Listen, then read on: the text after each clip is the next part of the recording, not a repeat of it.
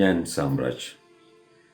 Social മീഡിയയിലൂടെയും T വിയിലൂടെയും നിങ്ങൾ എന്നെ പലപ്പോഴും കണ്ടിട്ടുണ്ടാകും. അതൊരു മജീഷ്യനായിട്ടാവാം, അല്ലെങ്കിൽ ഒരു കലാകാരനായിട്ടാകാം.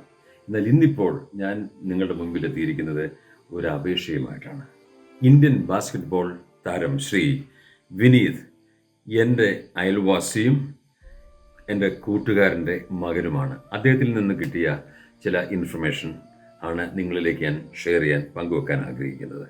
ആലപ്പുഴ ജില്ലയിൽ ഹരിപ്പാടുള്ള 1.5 വയസ്സുകാരൻ ഋത്തിക് അപൂർവ മസ്തിഷ്ക രോഗം ബാധിച്ച് കഴിഞ്ഞ 115 ദിവസങ്ങളായി ചെന്നൈയിലെ ഒരു ഹോസ്പിറ്റലിൽ ICUയിലും വെന്റിലേറ്ററിലുമായി മരണത്തോട് മല്ലടിച്ചു കഴിയുന്നു.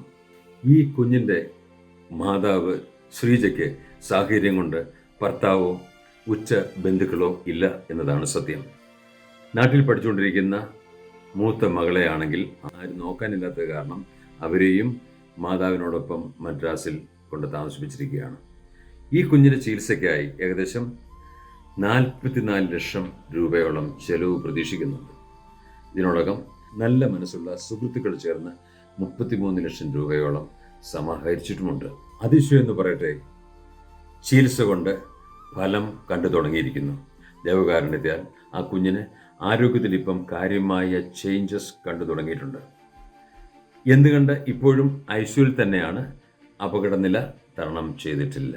ഈ രോഗത്തെ പറ്റിയുള്ള വിശദ വിവരങ്ങളും TV-യിൽ വന്നിട്ടുള്ള വാർത്തകളും മറ്റും ഇതോടൊപ്പം ഞാൻ ഷെയർ ചെയ്യുന്നു.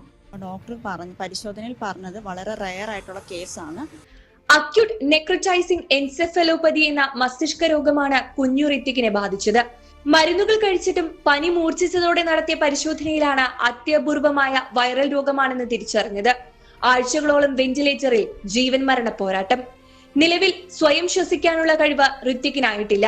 പൂർണ്ണമായും ഈ രോഗം ഭേദമാകുവാൻ വേണ്ടി ഇനിയും 10 ലക്ഷം രൂപയുടെ ചെലവ് നമ്മൾ പ്രതീക്ഷിക്കുന്നുണ്ട്.